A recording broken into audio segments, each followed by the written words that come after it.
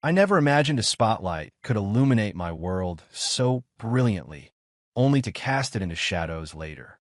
This tale begins with me, Calvin Warwick, Cal to those who know me, reflecting on a life I once thought I had completely figured out. I was raised in Minneapolis, Minnesota, in a neighborhood where children's laughter filled summer afternoons and the scent of freshly mowed lawns lingered in the air. At the center of my world were my two closest friends, Jasper Tillman and Maris Holland. We dubbed ourselves the theater trio, three dreamers with boundless imagination, putting on shows in my backyard using just a wobbly wooden platform and some old curtains my mother had given up. Jasper was our shining star. He possessed this magnetic energy, always moving, creating fantastic stories that captivated us all. Maris was our creative genius behind the curtain. She would draw elaborate set designs on any available napkin, her pencil dancing across the paper as if she could visualize the entire world we were creating. And me? I was the commander-in-chief, the director ensuring every word was delivered perfectly. We were utterly inseparable. Imagine us at age 10. Jasper delivering lines like a miniature thespian, Maris constructing elaborate cardboard castles, and me gesturing wildly like an aspiring conductor. Life was uncomplicated then. The stage was our realm, and we reigned over it as one.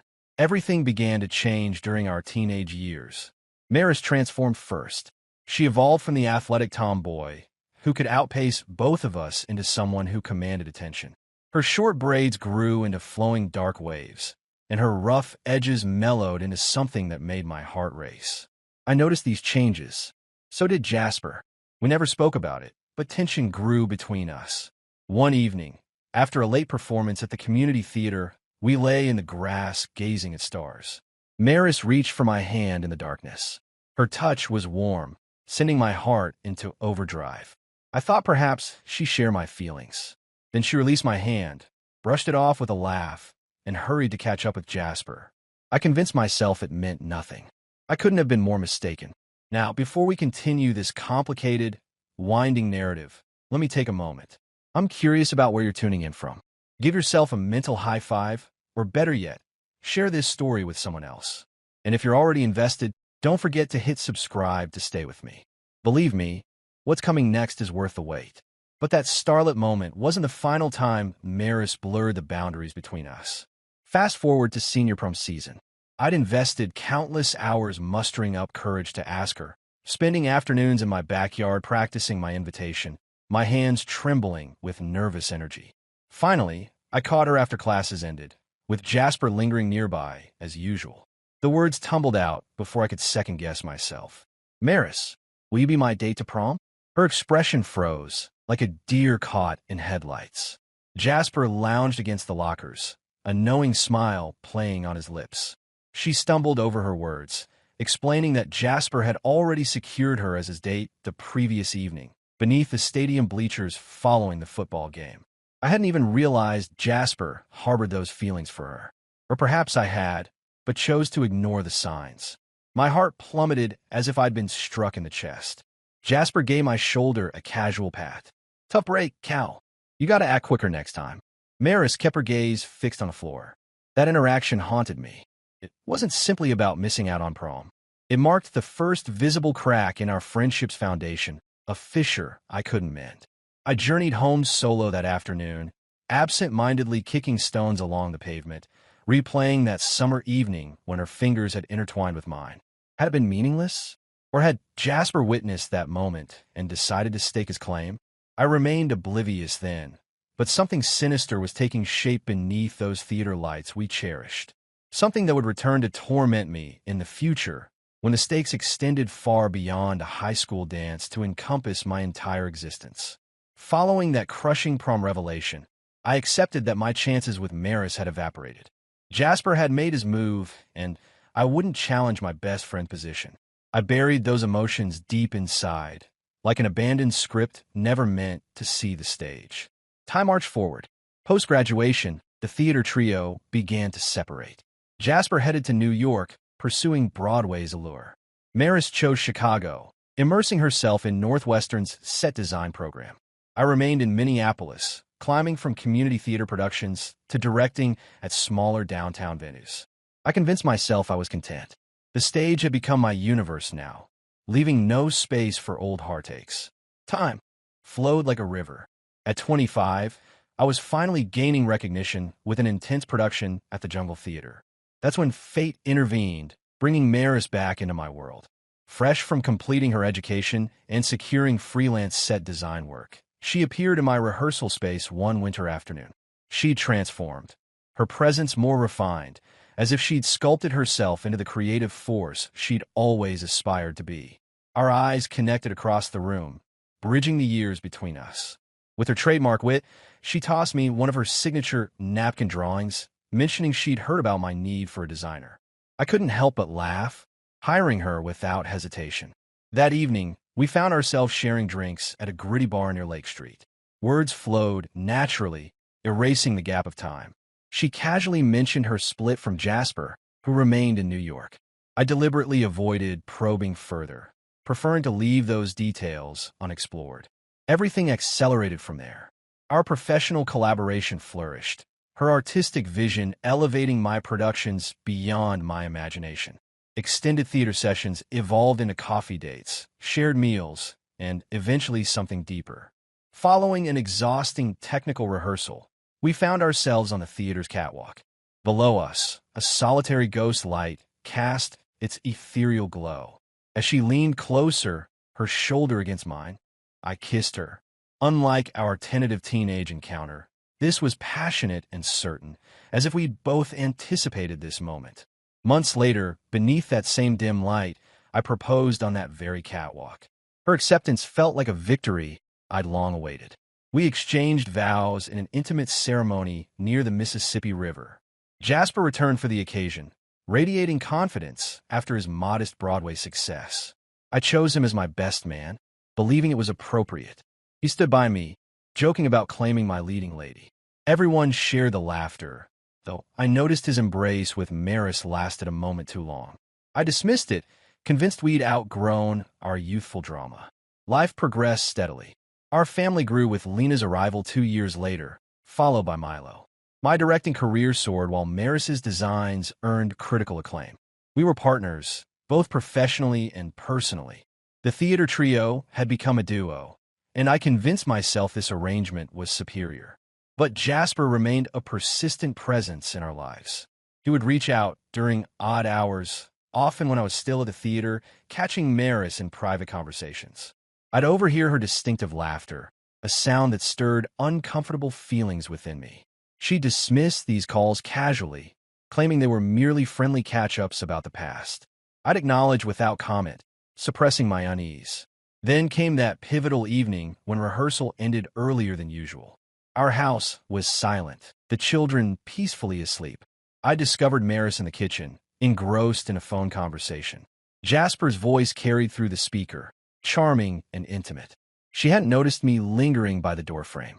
He spoke nostalgically about her artwork, lamenting how New York's creative circle failed to understand him as she did. Her girlish laugh was cut short when she spotted my silhouette, abruptly ending the call. Flustered, she muttered something about work-related stress. Though I remained silent, that conversation lingered like an unresolved discord.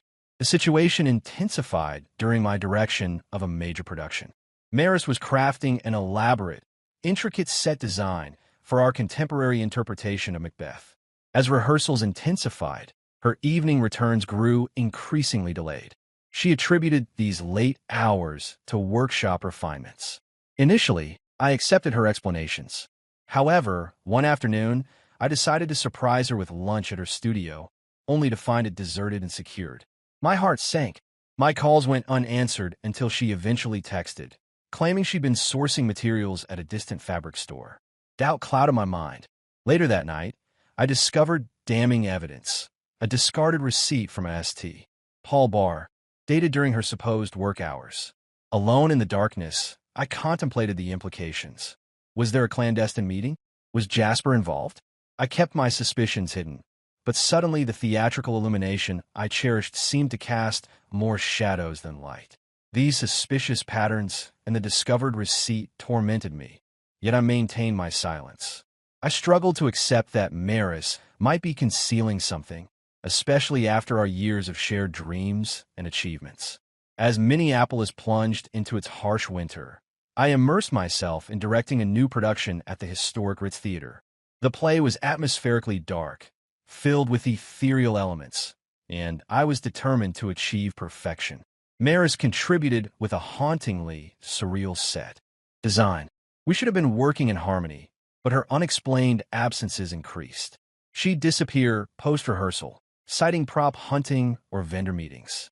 I'd respond with forced smiles and nods, watching her leave while my doubts grew increasingly persistent. Then Jasper materialized at our theater.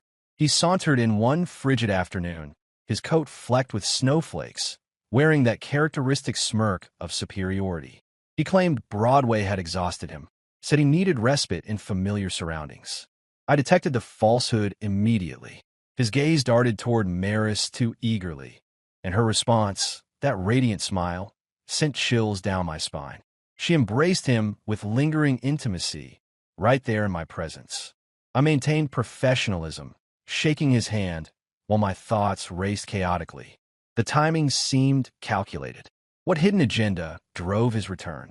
Maris enthusiastically proposed his inclusion in the cast, reminiscing about reuniting the theater trio. Though every instinct screamed against it, refusing would have painted me as petty. So I reluctantly agreed, a decision I'd soon regret. The rehearsal dynamics shifted dramatically. Jasper commanded the lead role, his resonant voice dominating the space, demanding attention as he always had. Maris began extending her stays, supposedly fine-tuning blocking and set details with him. I discover them in intimate moments backstage, sharing private jokes, her casual touches on his arm revealing more than friendship. This wasn't mere reminiscence. Something deeper lurked beneath. Late one evening, while adjusting lighting sequences, I encountered an unexpected scene. The theater's emptiness was broken by hushed voices from the prop storage. Approaching silently, my heart racing, I witnessed their betrayal through the door's gap. Jasper had Maris pressed against a prop table, their passionate embrace confirming my worst fears. I retreated soundlessly, spending that night in my car, watching frost patterns form while processing their deception. The following day, I maintained a facade of normalcy. Then Lena inadvertently revealed more. Our 10-year-old daughter, with her endearing disheveled braids and theater enthusiasm, dropped the revelation during dinner. Between Milo's school stories, she casually mentioned Uncle Jasper's recent house visits during my absences. I paused mid-bite, seeking clarification. Her innocent response suggested multiple visits while I was conducting rehearsals. Maris sharply interrupted, directing Lena to finish her meal. But the truth had surfaced through a child's honesty. Later, examining Maris's phone during her shower, I discovered months of late-night conversations with Jasper. My trembling hand scrolled through endless call logs, each entry representing another layer of her calculated deceit. Compelled by mounting suspicion, I began shadowing her movements. Perhaps it was irrational, but the urge was irresistible. When she mentioned meeting a lighting specialist downtown one evening, my instinct screamed deception. Rather than confronting her, I followed her vehicle. She bypassed every lighting shop, eventually pulling into a dilapidated motel along Highway 94, its neon sign sputtering in the dusk. Jasper's truck already occupied a spot. From across the street, I watched her disappear into room 12. Through the thin curtains, their shadows melded together. Rage burned in my throat, but I remained paralyzed in my car, knuckles whitening against the steering wheel. The drive home was a blur of questions and doubts. Was this a temporary indiscretion or something more permanent? The devastating revelation came 4 weeks later. After tucking the children in, Maris approached me, her complexion ashen, fingers restlessly intertwining. She announced her pregnancy. Initially, joy pierced through my darkness, offering a glimmer of redemption. Then reality crashed in as I calculated the timeline. 3 months pregnant, she claimed, yet our intimacy had been virtually non-existent. I'd been sleeping separately, too consumed by anger for physical connection. When I questioned the paternity, her response came too swiftly, too uncertainly, her gaze avoiding mine. I grabbed my jacket and fled to the theater, where a hidden whiskey bottle provided temporary solace. Under the harsh stage lights, the truth mocked me mercilessly. The child was undoubtedly Jasper's, and this revelation would shatter everything.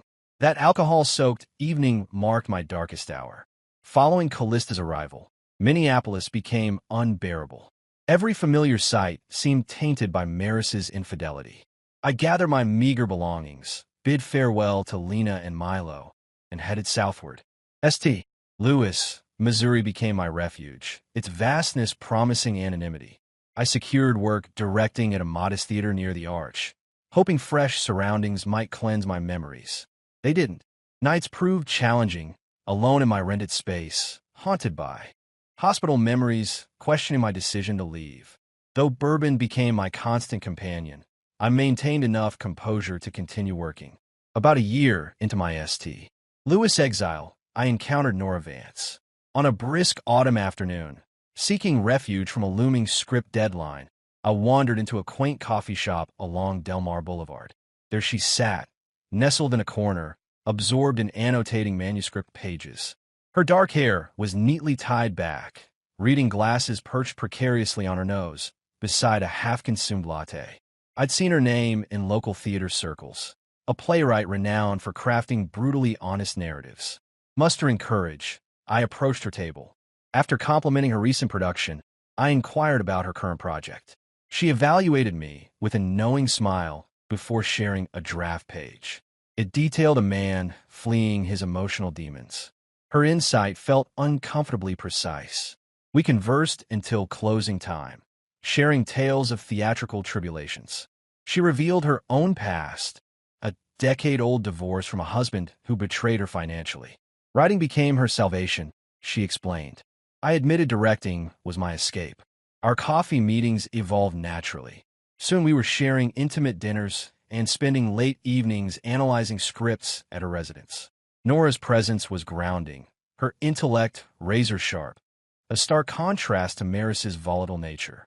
One evening, sprawled across her sofa, sharing wine and discussing her latest work, she initiated a gentle, lingering kiss.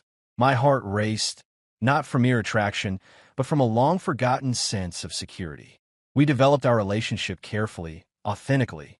Milo, during his visits, immediately warmed to her, describing her as cool.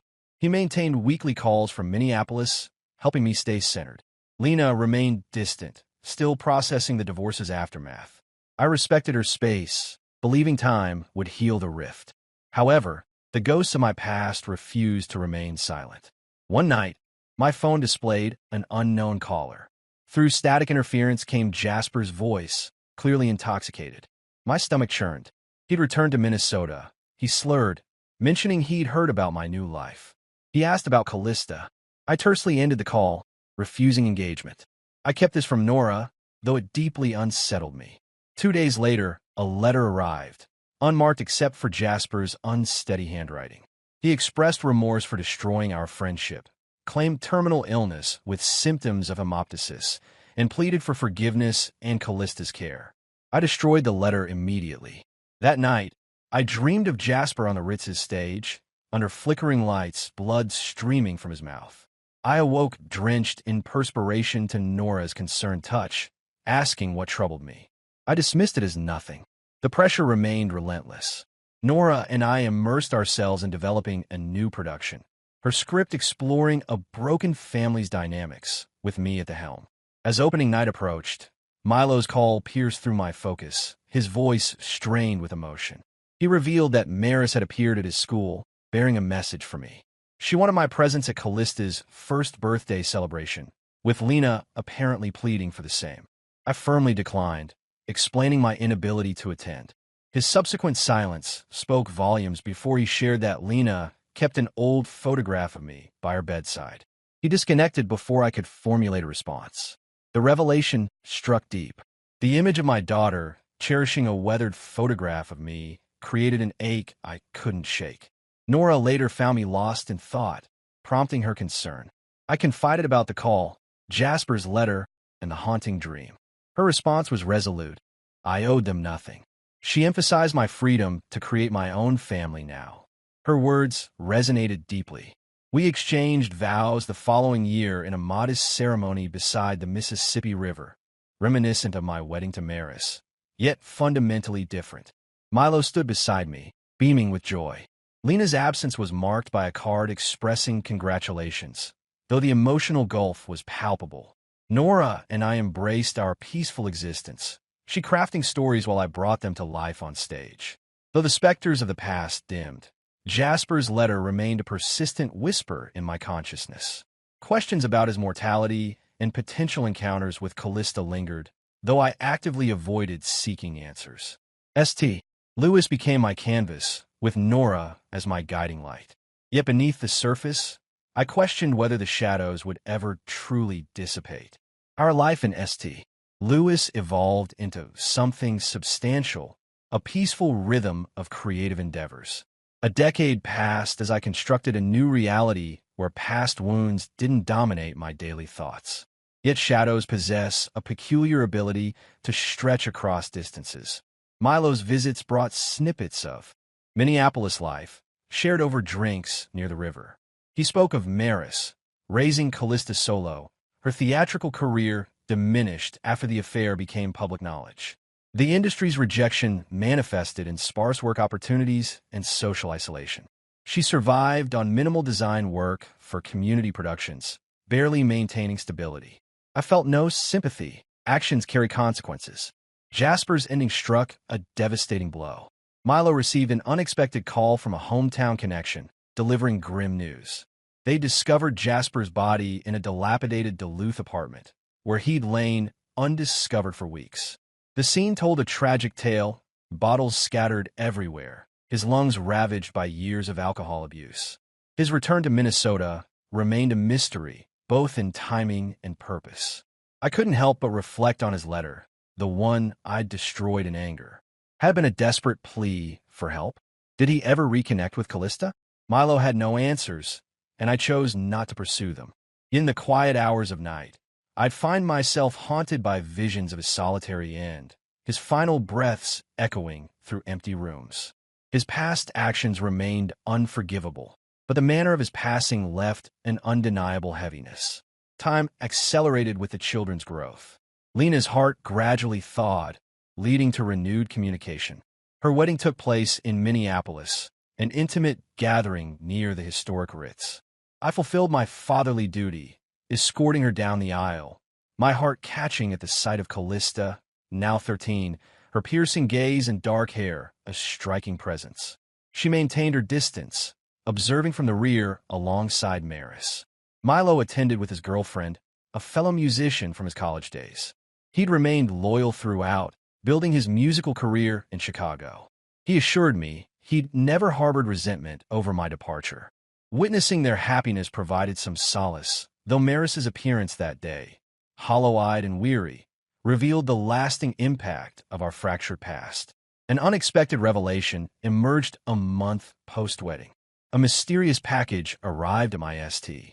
Louis residence, an unmarked brown box containing a weathered leather journal filled with Jasper's distinctive scrawl. My heart raced as I examined its contents. Written during his final months, it contained his tortured confession. He revealed his lifelong love for Maris, admitting he'd orchestrated the affair to wound me, to reclaim something lost. He'd seen Callista once, shortly after her birth, before disappearing. Shame had prevented him from facing either of us afterward. The final entry, dated just before his death, was tear-stained and brief. "Tell Cal I'm sorry." I closed the journal, trembling. The sender's identity, whether Maris or another, would remain unknown. That night, I cremated his confessions in my backyard, watching his final words dissolve into ash. Sleep eluded me for days afterward. Nora recognized my inner turmoil. She noticed the exhaustion etched on my face, my distant demeanor during our theater sessions. One quiet morning, over steaming cups of coffee, she gently probed about what was troubling my soul. I opened up about discovering Jasper's journal, Lena's wedding, and how fragments of my past life were resurfacing with unsettling force. Her response was both tender and firm as she clasped my hand. assuring me that chapter was closed, that I could finally release its weight. Our relationship evolved into a delicate dance of support, her unwavering presence anchoring me, while I learned to trust again. We marked our decade together with an intimate celebration at a restaurant overlooking the Mississippi's flowing waters. That night, we drifted to sleep intertwined, her gentle breathing against my neck a reminder of present peace. It wasn't flawless, but it was authentically ours. Reflecting now, Maris's deception extracted a devastating toll. Her promising career crumbled, her vibrant spirit dimmed, leaving her isolated with a child whose existence she struggled to explain. Jasper's fate proved equally tragic. He surrendered to alcoholism, ending in an unmarked grave. My family fractured, requiring years of patient reconstruction. I lost faith in others, wasted years consumed by bitterness, until Nora illuminated a path forward. The lesson emerged with brutal clarity. Truth, regardless of its ugliness, remains the only reliable guide through life's darkness. Deception doesn't merely destroy others. It corrodes the deceiver from within. Maris and Jasper discovered this truth too late. I narrowly escaped the same fate. The journey today has come to an end. Did you find this ending satisfying, or did it catch you off guard? Let us know how you feel right below. If you love this story, don't forget to drop a like and subscribe so you won't miss the next adventure. Thanks for sticking with us, and see you in the next tale.